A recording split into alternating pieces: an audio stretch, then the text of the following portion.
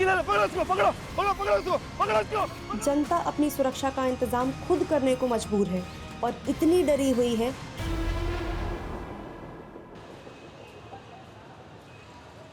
दीप्ति, हरिओम की फाइल लेकर आना।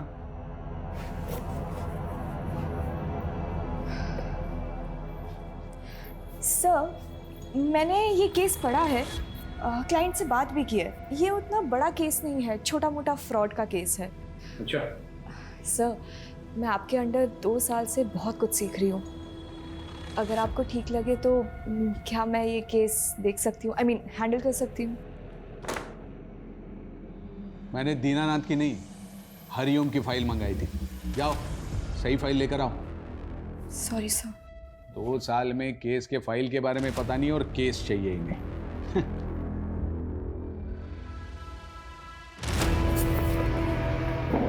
लॉ की पढ़ाई का ना कोई काम ही नहीं है, बस टाइपिंग करना आना चाहिए तुम्हें, और क्या। इसी के तो पैसे कमा रही हूँ, है ना। मैं इस इंसान को ना मैं छोड़ूंगी नहीं। देखना, इसको अगर छोड़ दिया ना, मेरा भी नाम दीप्ति नहीं है, बताती हूँ मैं इसको। अरे दीप्ति बेटा, इतना गुस्सा लैपटॉप पे? गुस्सा ना पापा मैं अपने सीनियर्स पे निकालूंगी। दीनानाथ की फाइलें मंगवाई थी उसने, पर एंड मौके में मुझे नीचा दिखाने के लिए झूठ बोल दिया। 2 साल से पापा, 2 साल से असिस्टेंट के नाम पे टाइपिस्ट बना के रखा है मुझे। अरे बेटा, मैं तो कहती हूँ कि ऐसी नौकरी को लात मार दो। और वैसे भी शादी के बाद कौन सा तुम्हें नौकरी करना है, घर पे ही तो रहना है। मम्मा। हाँ, जैसे ये आपके साहबजादे पूरा दिन घर में पड़े पड़े मोबाइल से दुश्मनी निकालते हैं। अरे आप घूम फिर के हमारे पीछे क्यों पड़ जाते हैं? पापा, हमारे पास ना एक बहुत बढ़िया बिजनेस प्लान है, बस एक बार फाइनेंसर मिल जाए। कुल 5 लाख रुपए की जरूरत है। अरे एक ख्याली पुलाव से बाहर निकलो और कुछ काम धंधा करो, समझ में आया? आप लेकिन इसके साथ हमेशा ऐसे क्यों करते हैं? हाँ, जब देखो इसके पीछे पड़ जाते हैं। अरे बेटा, छोड़ना क्यों? कहीं और जाओगी तो फिर से शुरुआत करनी पड़ेगी, हैं? यहीं टिकी रहो, आखिर कुछ सीख ही रही हो ना, कुछ जा तो नहीं रहा है आपका। कितना सीखूंगी पापा, अब मुझे केस चाहिए। अरे केस भी मिलेगा, एक दिन इतना केस मिलेगा कि रातों रात तुम्हारा नाम होगा। जज, वकील, क्लाइंट सब तुम्हारे आगे पीछे होंगे। तब ना पापा, मैं सत्यनारायण को अपना असिस्टेंट बना के बहुत सुनाऊंगी। बिल्कुल सुनाना, मगर ये ऐसा उदास चेहरा अच्छा नहीं लगता है। एक बार फिर से मुस्कुरा दे मेरा बेटा। मेरा बेटा। मैडम जी, ये देखिए कितना प्यारा कलर है। एक मिनट मैडम। हेलो, अरे ज्ञान भाई साहब, नमस्कार। कैसे याद किया? ये बताने के लिए फोन किया था कि संडे हमें शोरूम चलना है। शोरूम? किस लिए? अभी शादी में जो आप हमें गाड़ी देंगे उसकी बुकिंग नहीं मिल रही थी, तो मेरे एक दोस्त ने जुगाड़ लगाया है, अपना काम हो जाएगा। पर भाई साहब, गाड़ी की तो कोई बात ही नहीं हुई थी। अरे तो शादी भी तो कहाँ हुई है अभी तक, अभी बात कर लेते हैं। वैसे भी हमने कौन सा हेलीकॉप्टर मांगा है आपसे? पापा, इस सब की क्या जरूरत है? आप क्यों बेकार में उन लोगों को? तू चुप बैठ एकदम। एक तो लड़की तुझे पसंद है, इसलिए अलग जाति में शादी करने के लिए हम तैयार हो गए। अब इन्हें भी तो कुछ करना ही पड़ेगा ना। भाई साहब, इतनी महंगी गाड़ी हम कहाँ से देंगे?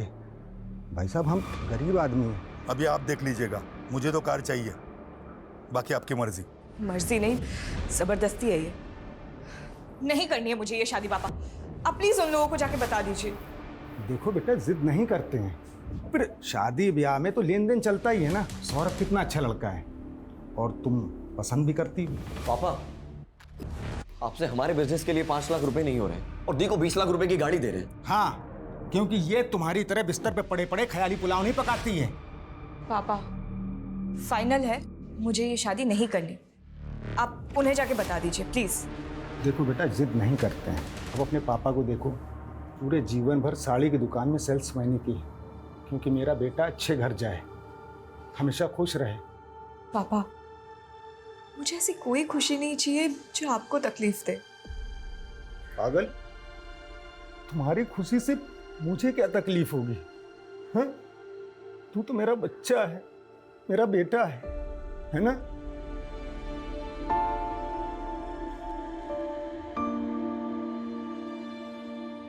डॉक्टर, 6 साल हो गए हमारी शादी को और 1 साल से तो आपके चक्कर काट रहे हैं, फिर भी बच्चा नहीं हुआ। आप ट्रीटमेंट करवाइए और भगवान पे भरोसा रखिए, सब अच्छा होगा। और लोगों का क्या है, लोग तो बातें करते ही रहते हैं। बाहर वाले क्या, अब तो रिश्तेदार भी हमें ताना मारने लग गए। सब बोलते हैं कि सबको बच्चे हो रहे हैं, बस हमारा ही बच्चा नहीं हो रहा। हम जब मर जाएंगे तो हमारी चिता को आग लगाने वाला भी कोई नहीं होगा।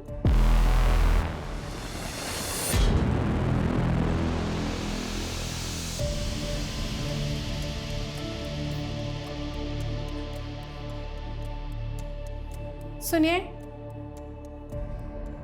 आपको डॉक्टर स्मिता ने जवाब नहीं दिया ना? देंगे भी कैसे? जिसका इलाज उसके हाथ में है, उसमें डॉक्टर कर भी क्या सकता है? अगर आप दोनों को भगवान में आस्था है तो मैं आपकी मदद कर सकती हूँ। पहले भी बहुत लोगों की कर चुकी हूँ। कैसी मदद? आप लोगों को बच्चा ही चाहिए ना? चारों तरफ भय का माहौल है। लखनऊ में जनता सड़क ही नहीं घर में भी असुरक्षित है। पता नहीं कब कहां से आकर वो हत्यारा उन्हें अपना शिकार बना ले।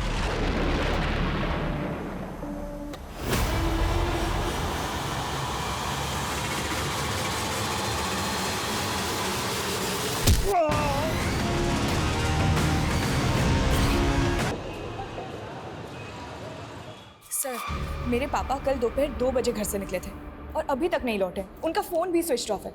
हमने हमारे रिश्तेदारों से, उनके दोस्तों से, वो जहाँ काम करते हैं वहाँ भी हर जगह पता किया, पर वो कहीं नहीं मिले। मुझे उनके लिए बहुत डर लग रहा है सर। अभी तो 24 घंटे हुए नहीं है। आप एक काम कीजिए, 24 घंटे के बाद आइए। सर, मेरा नाम एडवोकेट दीप्ति वर्मा है। अगर आपके इस 24 घंटे की टाइमलाइन के चलते मेरे पापा को कुछ हुआ ना, तो याद रखिए आपको इसका जवाब कोर्ट में देना होगा। देखिए, 24 घंटे के पहले मिसिंग कंप्लेंट लेना बनता तो नहीं है, लेकिन फिर भी मैं लिख लेता हूँ।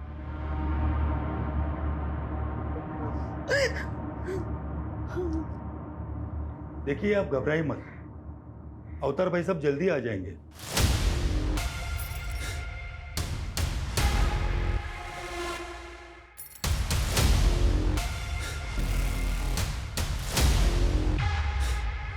ये सब ना आपकी वजह से ही हुआ है। आपके कार की डिमांड की वजह से पापा कितना परेशान रहते थे। इस लड़के से शादी करना चाहता था, इसे बोलने की तमीज भी नहीं है। चल भाई साहब, आप ठीक तो हैं? तलाशी लो, पूरे घर की तलाशी लो।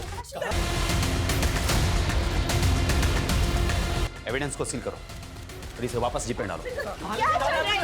आपने उस हत्यारे के बारे में तो सुना होगा ना, जो लखनऊ में इनोसेंट लोगों को मारकर लूटपाट कर रहा है।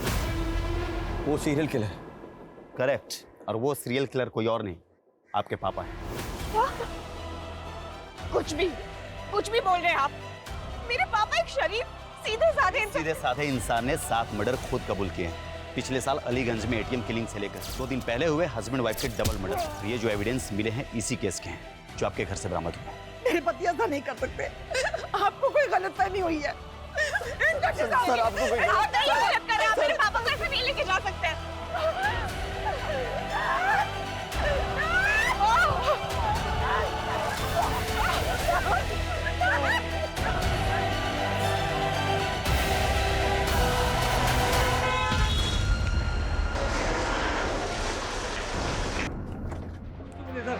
ध्यान से देखिए, सारी की दुकान में काम करने वाला इतना साधारण सा दिखने वाला आदमी 7 मासूम लोगों का हत्यारा है। मेरे पापा जो किसी से ऊंची आवाज में बात तक नहीं करते, आपने उन्हें सीरियल किलर बना दिया। बनाया नहीं है, उन्होंने अपना जुर्म खुद कबूल किया है और खुद सबूत भी बरामद करवाया है। कबूल नहीं किया, करवाया गया है, टॉर्चर करके। सब प्लीज आप। दीप्ति, मैंने ये केस बारीकी से पढ़ा है। सारे सबूत तुम्हारे पापा के खिलाफ है और उन्होंने कन्फेशन भी दिया है। कोई चांस नहीं है। सब मेरी बात सुनिए, ये पूरा केस ही झूठा है। यहाँ पुलिस फाउल प्ले का। मैं ये केस नहीं लड़ सकता, सॉरी। सब बट मेरी। मैडम जी, मैं समझ सकता हूं बड़ा मुश्किल है ये कि पुलिस को पिछले 1 साल से जिस सीरियल किलर की तलाश थी वो कोई और नहीं बल्कि आपके पापा हैं। नहीं है मेरे पापा किलर। मैं कोर्ट जाऊंगी और इस बात को साबित करूंगी, पर हार नहीं मानूंगी। जरूर जाइए दीप्ति जी, ये आपका हक है। पर एक बात याद रखिएगा, कोर्ट में भी ये बात साबित होगी कि 7 लोगों को मारने वाला कोई और नहीं बल्कि आपके पापा हैं।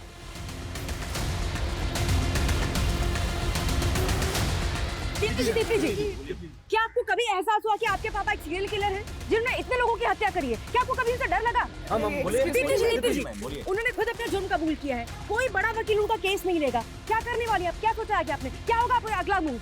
बोलिए मैम, बोलिए। दीप्ति जी बोलिए। दीप्ति जी कुछ तो बताइए। जैसा कि आप देख रहे हैं, दीप्ति जी अभी तक इस केस में कुछ नहीं बोल रही है। कोई बड़ा वकील इनका केस नहीं लेगा। आगे क्या करने वाली है भी किसी को नहीं पता, पर हम आपको सारे अपडेट्स देते रहेंगे।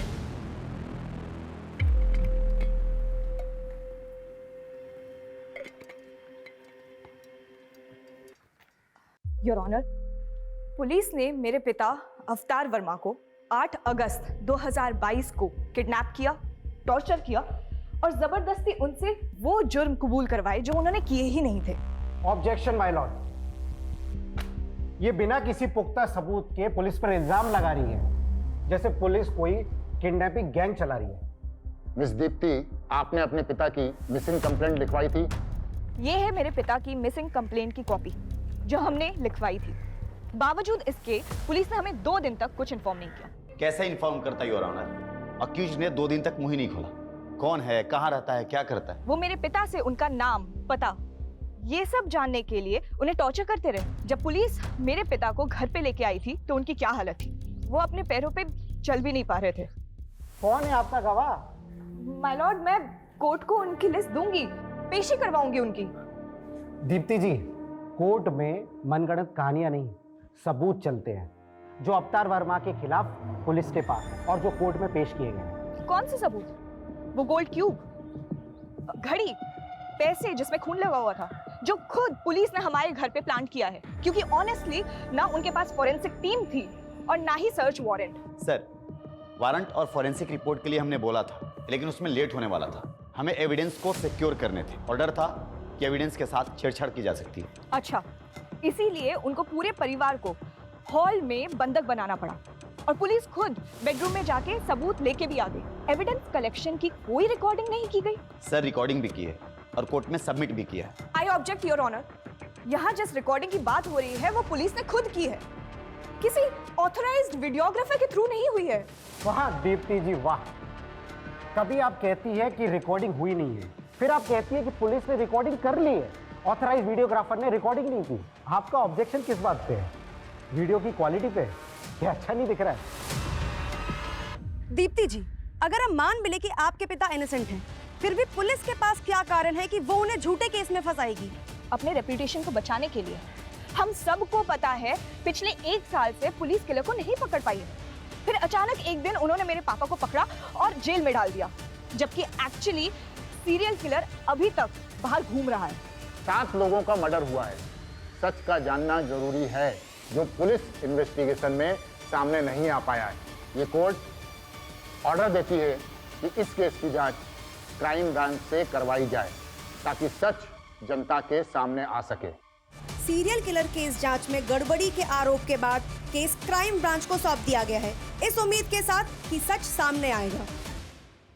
जो किलर पिछले 1 साल से पूरे शहर के लिए खौफ बना हुआ था, पुलिस की नींद उड़ाई हुई थी, किशन और अनीता के मर्डर के 2 घंटे बाद ही इतनी आसानी से उसको अरेस्ट कर लिया तुमने। कैसे? आसानी से नहीं सर, पिछले 1 साल से दिन रात एक कर रखा था हमने। फिर उस दिन जब मुझे डबल मर्डर की खबर मिली, मैं फौरन क्राइम सीन के लिए निकला। रास्ते में मुझे अवतार दिखाई दिया, बहुत ही अजीब बिहेव कर रहा था वो। उसके कपड़ों पर खून लगा हुआ था। हम उसे पूछताछ के लिए पुलिस स्टेशन ले गए, जहां उसने कबूल किया कि मर्डर्स उसने ही किए और उसने मुझे यह भी बताया कि मर्डर वेपन कहां छुपाया हुआ है।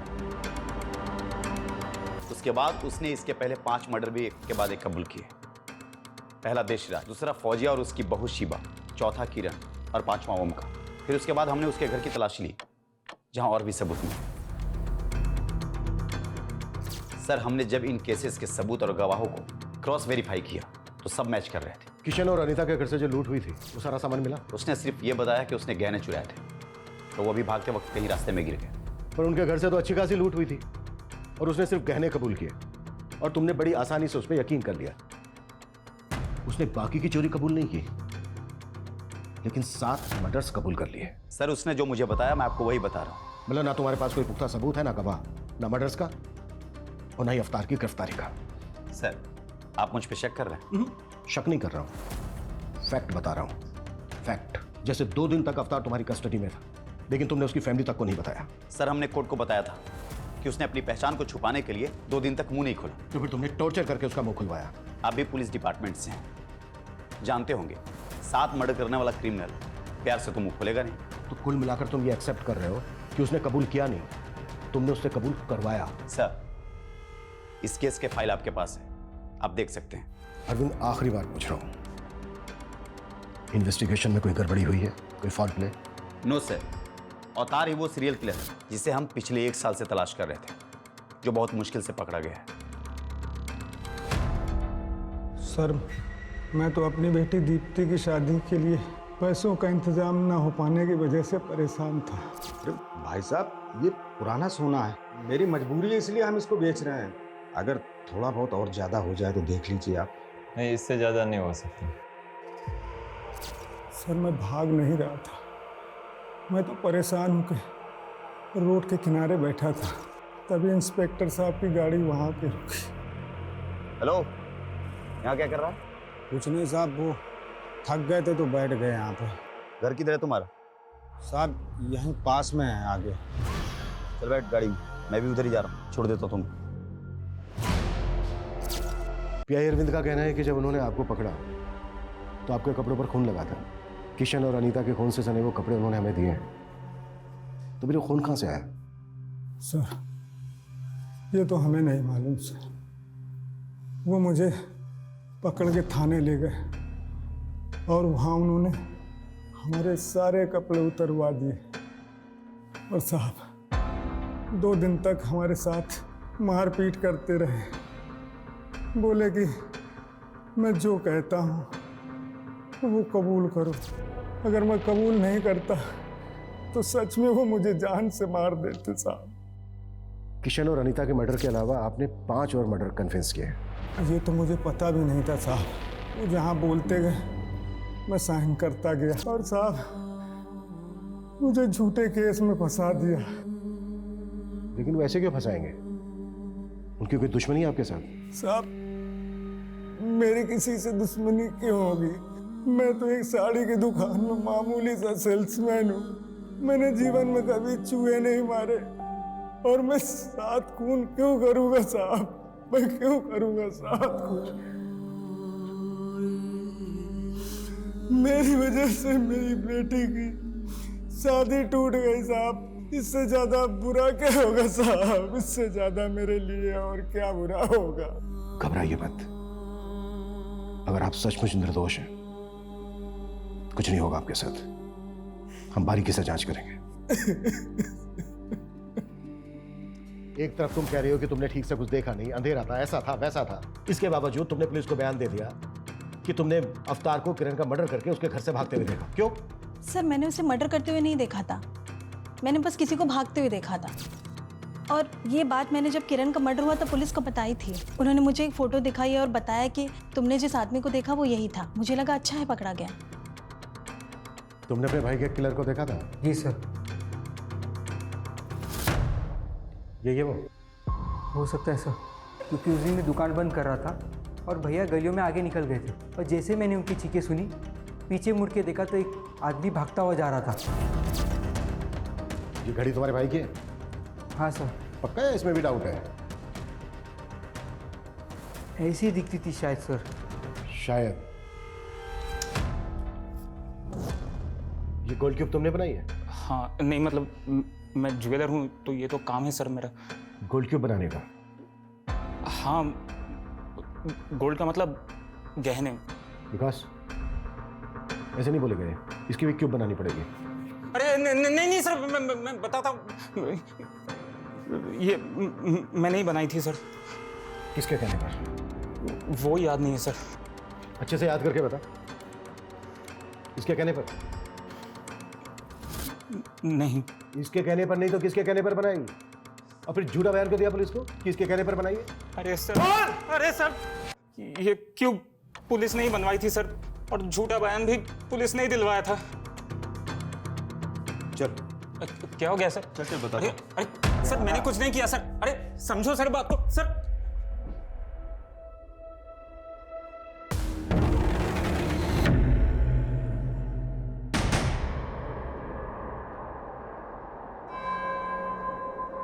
किशन अनीता के मर्डर केस की इंफॉर्मेशन तुम्हें किसने दी? ऑफिशियल या फिर कोई पर्सनल सोर्स था? उससे क्या फर्क पड़ता है सर? बताता हूं।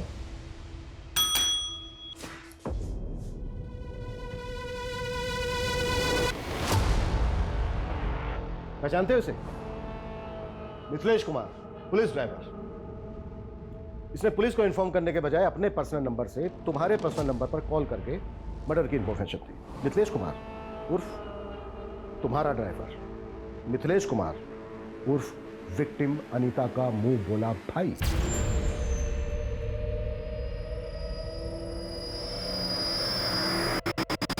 हाँ, तो इसे डायरेक्ट पता चला और इसने मुझे डायरेक्ट कॉल किया, तो इसमें क्या हो गया? हुआ ये कि क्राइम सीरियल किलर की तरह किया गया, और अगर ये उसी ने किया है तो वो एक बार फिर तुम्हारे हाथ से निकल गया। तुमने ये भी जानने की कोशिश नहीं की कि किसी ने सीरियल किलर की कॉपी करके फायदा उठाने की कोशिश तो नहीं की। तुमने बस आनन फानन में अवतार को उठाया और एक डबल मर्डर केस को सीरियल किलर केस से जोड़ दिया, सिर्फ इसलिए कि पिछले 1 साल से सीरियल किलर की हड्डी जो तुम्हारे गले में अटकी थी किसी ना किसी तरह से वो निकल जाए, बस। सर, ऐसा कुछ भी नहीं। अच्छा, एक बात बताओ, देशराज मर्डर केस में जो सीसीटीवी फुटेज है उसमें किलर का चेहरा नहीं दिख रहा, फिर तुमने ये कैसे डिसाइड कर लिया कि वो अवतार है? सर, मैंने डिसाइड नहीं किया, अवतार ने खुद कबूल किया था। ठीक वैसे ही ना जैसे कि उसने बाकी के मर्डर्स कबूल किए। ये अवतार की मेडिकल रिपोर्ट 1 महीने से ज्यादा हो गया है, उसकी अंदरूनी चोट भरी नहीं है, अभी तक बरकरार है। ऑप्शन क्या था उसके पास? अगर वो कबूल नहीं करता तो शायद तुम उसको कस्टडी में ही मार देते। सर, अवतार ने अनीता और किशन का मर्डर किया है और मर्डर वेपन उसने खुद बरामद करवाया। वही रोड ना जिसमें ब्लड के निशान तक नहीं है, फिंगरप्रिंट्स की तो बात ही कुछ और है। सर, उसने जानबूझ करके रॉड को पानी की टंकी में छुपाया था ताकि ब्लड और फिंगरप्रिंट्स दोनों धुल जाए। वाह, किलर तो बहुत स्मार्ट है और सेम टाइम पर बेवकूफ भी, क्योंकि उसने चोरी के गहने बेचने के बजाय उनकी गोल्ड क्यूब बनवाकर अपने घर में रख लिया। किरण मर्डर केस की विटनेस माला, उसने तुम्हें नहीं बताया, बल्कि तुमने उसे बताया कि उसने जिस भागते हुए आदमी को देखा था वो अवतार है। ठीक वैसे ही जैसे ओम के भाई दिनेश को तुमने बताया कि उसने भी जिस भागते हुए आदमी को देखा था वो अवतार है। इन दोनों ने तो अवतार को पहचाना भी नहीं। मर्डर के वक्त जो उन्होंने स्टेटमेंट दी थी उसमें भागते हुए आदमी को अवतार के साथ रिप्लेस करके उसे बयान की शक्ल देकर उनके स्टेटमेंट पर साइन ले लिए। दिनेश ने अपने भाई की घड़ी तक को नहीं पहचाना है। सर, पता नहीं अब ये दिनों झूठ क्यों बोल रहे हैं। झूठ वो लोग नहीं बोल रहे हैं जो तुम बोल रहे हो। जिस ज्वेलर से तुमने गोल्ड क्यूब बनवाई है ना, उसने बयान दिया है कि अवतार ने गोल्ड क्यूब नहीं बनवाई है बल्कि पुलिस ने बनवाई है, और पुलिस ने उसे झूठा बयान लिखवाया है। ठीक है, मैं मानता हूं कि इस सीरियल किलर केस में मैंने उसे गलत तरीके से फ्रेम किया ताकि ये सीरियल किलर केस का सरदर्द हमेशा के लिए खत्म हो जाए। और ये सच है सर कि अनीता और किशन का मर्डर अवतार ने किया।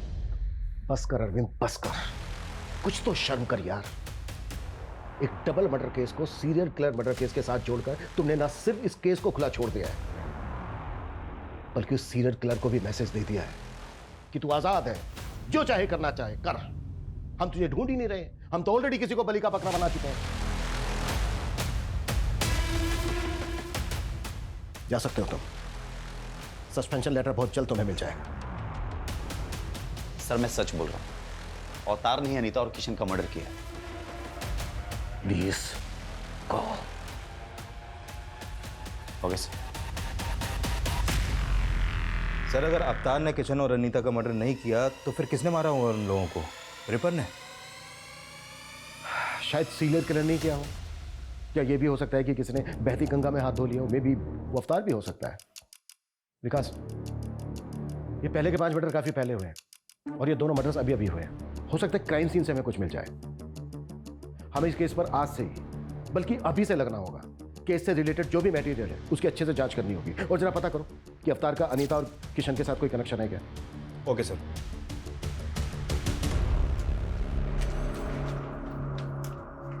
गर्मा गर्म पकौड़े। ओह वाह। नो, हाथ गंदे है ना, पहले हाथ धो लो।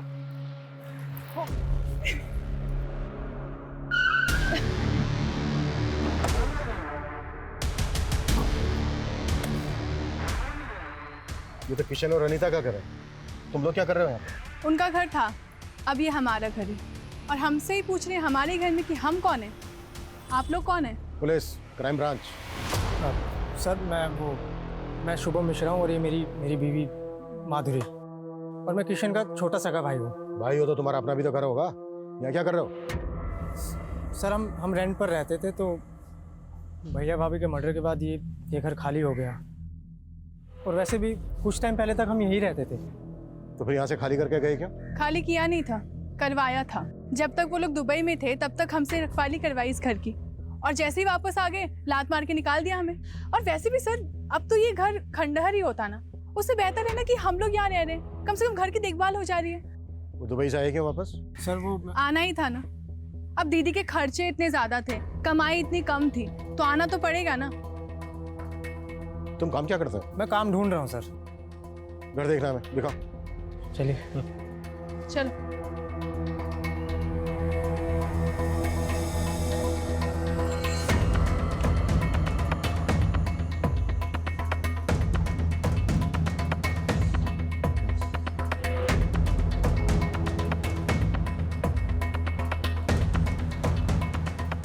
सर,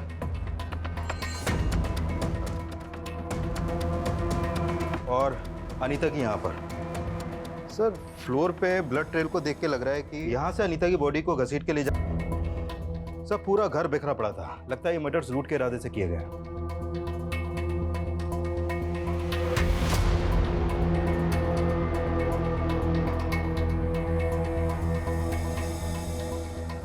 बॉडीज को तुम लोगों ने पहले देखा था?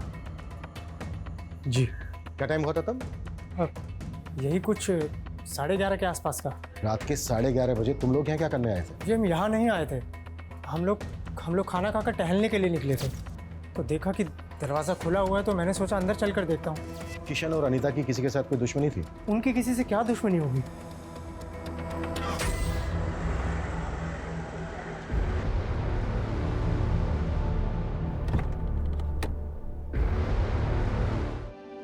पापा हमेशा से कहते थे कि मुझे एक बहुत बड़ा केस मिलेगा, पर मुझे नहीं पता था कि मैं पापा के लिए केस लड़ूंगी। चुप हो जा बेटा, सारी जिंदगी तेरे पापा ने तेरे लिए संघर्ष किया, लेकिन आज तूने उनका कर्ज चुका दिया बेटा। नहीं माँ, मैं मर भी जाऊं ना तो पापा का कर्ज कभी नहीं चुका सकते। Welcome back. और कैसा है मेरा बेटा? बिल्कुल ठीक।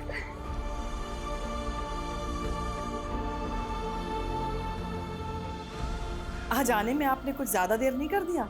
हाँ, कुछ आज एक्स्ट्रा काम था इसलिए थोड़ा लेट हो गया। वैसे पापा, सैटरडे संडे को आपको ऐसा क्या काम होता है? बेटा वही काम बेटा जिससे कुछ एक्स्ट्रा पैसे आ सके, ताकि हम आपको एक बड़ा वकील बना सकें। सर ये किशन का भाई शुभम और उसकी पत्नी कुछ टेढ़ी खीर नहीं लग रहा है? टेढ़ी खीर तो है। इन दोनों पति पत्नी के बारे में पता करो। Okay sir. एक बात मुझे बहुत परेशान कर रही है। क्या सर? अगर अवतार सीरियल किलर नहीं है तो इसका मतलब यह है कि सीरियल किलर अभी भी आजाद घूम रहा है और वो किसी और को भी अपना अगला शिकार बना सकता है।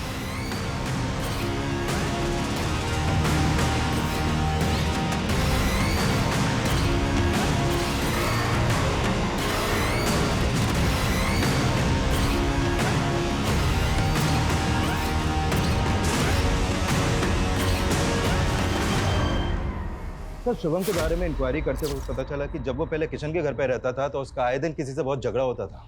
लेकिन किशन और अनीता तो दुबई में रहते थे, तो फिर झगड़ा किसके साथ होता था? उसी से जो शुरू से इस केस में कुछ ज्यादा इंटरेस्ट ले रहा है। मिथिलेश सर मेरा कोई पर्सनल इंटरेस्ट नहीं था, वो तो पिछली बार दीदी जब राखी पर इंडिया आई थी तो उन्होंने बोला था मुझे। अरे रानो बेटा इधर आओ, देखो मैं तुम्हारे लिए क्या लेकर आया।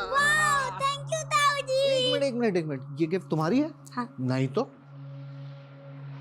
भैया, जब हम दुबई में हो ना तो आप यहाँ पर चक्कर लगाते रहा करो। अरे शुभम रह तो रहा है यहाँ पर। यही तो दिक्कत है कि वो रह रहा है। मुझे तो डर लग रहा है कि हमारे जाने के बाद वो इस घर पे कब्जा कर लेगा। अनीता के फ्रिज में चिकन था, ये पता है तुम्हें? हाँ सर, वो मेरे सामने ही सीज किया था उन्होंने। फॉरेंसिक रिपोर्ट में आया कि उस चिकन में जहर मिला था, चूहे मारने की दवाई। और तुम और अरविंद तो अवतार को सीरियल किलर बना रहे पर तुले हुए थे। आई एम श्योर वो रिपोर्ट किसने देखी तक नहीं होगी। लेकिन सर वो चिकन तो दीदी जीजाजी ने नहीं खाया था। ये तुम्हें कैसे पता? क्योंकि उसी रात दीदी ने मुझे फोन कर चिकन खाने के लिए बुलाया था। व्हाट? अनीता तुम्हें जहर देकर मारना चाहती थी? हो सकता है सर दीदी को पता ही ना हो कि चिकन में जहर है, क्योंकि वो चिकन दीदी ने नहीं बनाया था।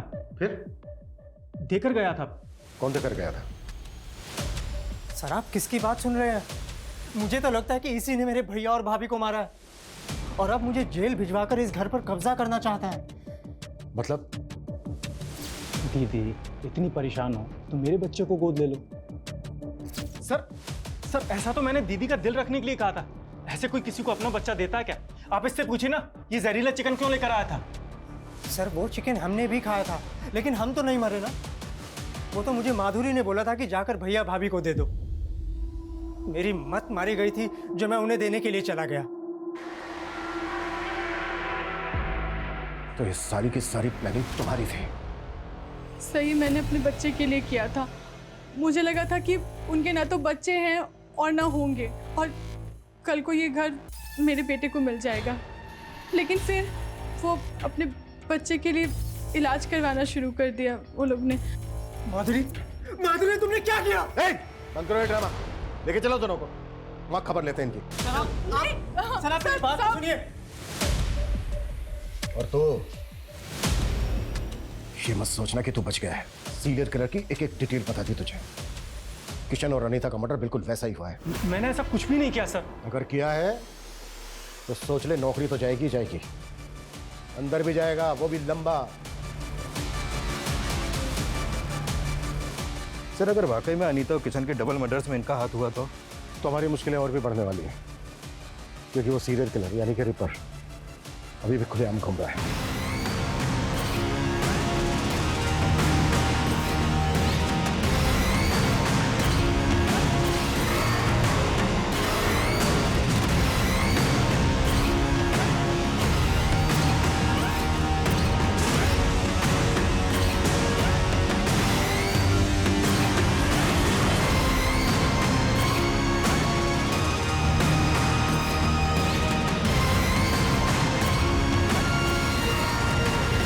शुभम और माधुरी के पास मर्डर का मोटिव है, और उस रात की इनकी एक्टिविटी से भी लग रहा है कि ये लोग मर्डर कर सकते हैं, लेकिन अभी तक इस बात पर अड़े हुए हैं कि इनका इस मर्डर में कोई हाथ नहीं है। शुभम और माधुरी तो सस्पेक्ट हैं, लेकिन हमें मिथिलेश को भी ध्यान में रखना होगा।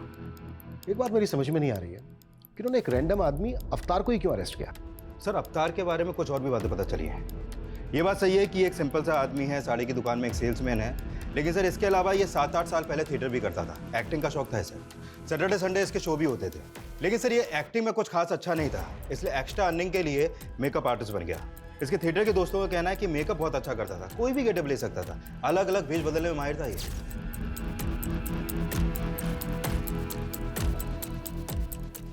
सर आपने अभी की ब्रेकिंग न्यूज देखी? क्या न्यूज है? जैसी करनी वैसी भरनी का ताजा उदाहरण है लखनऊ सीरियल किलर केस का मामला। जब वो दबे पांव अपना अगला शिकार करने जा रहा था, लोगों ने उसे देखा और उन्हें शक हुआ। सर ये तो बच्चा है, माइनर है, इसकी हालत देख के लगता नहीं है कि ये किसी बच्चे को भी कंट्रोल कर सकता है। सर मुझे लगता है कि भीड़ ने गुस्से में आके फिर एक बच्चे की जान ले ली। सिचुएशन को कंट्रोल करना पड़ेगा। इस रिपर ने पूरे शहर को पैनिक कर दिया है। लोग इतने डरे हुए हैं कि किसी की भी जान लेने पर उतार हुए हैं।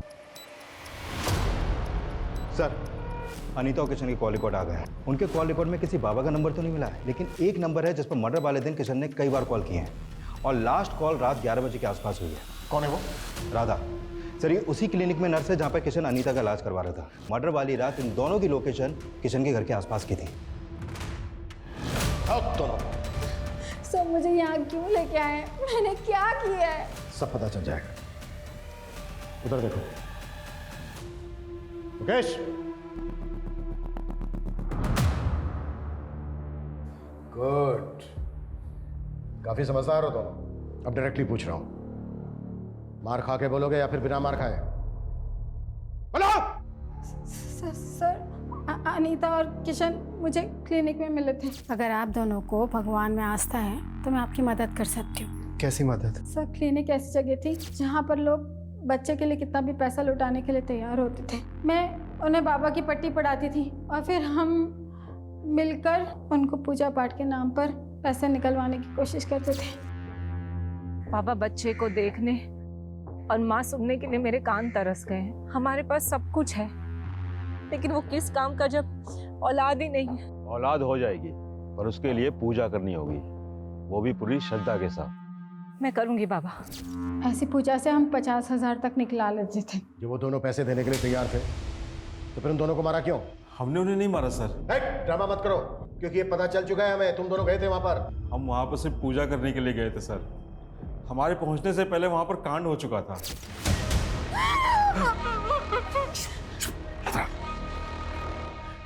पागल हो यो, जो होना था वो तो हो चुका है, हम खाली हाथ क्यों जाएं?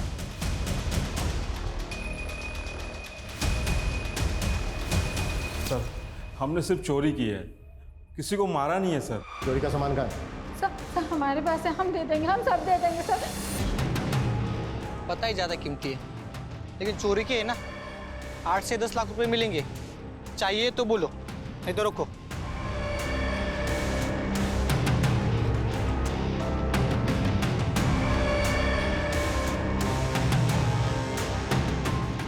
सर, खबरी ने टिप दिया, अनीता की सोने की चूड़ियां चोर बाजार में बेची गई हैं। बेचने और खरीदने वाले की कोई इन्फॉर्मेशन? खरीदने वाले की है, बेचने वाले की वो बताए। सर सर राधा और बाबा ने जो सामान चोरी किया था, वो सामान भी साड़ी भी मिली है, जो ठीक उसी दिन खरीदी गई थी जिस दिन अनीता और किशन का मर्डर हुआ था। इसमें सर स्लिप है, उसमें डेट भी पड़ी हुई है।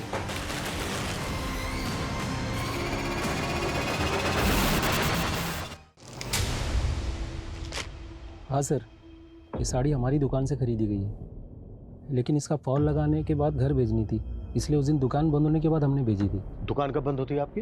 दुकान 9 बजे बंद हो जाती है सर, लेकिन सब समेटते समेटते 10 बज जाते हैं। इस साड़ी को देने कौन गया था?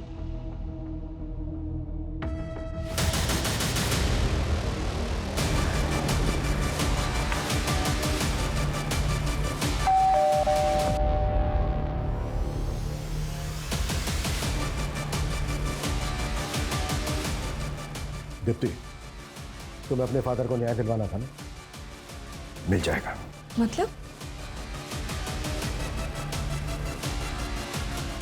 मतलब ये खुद बताएंगे।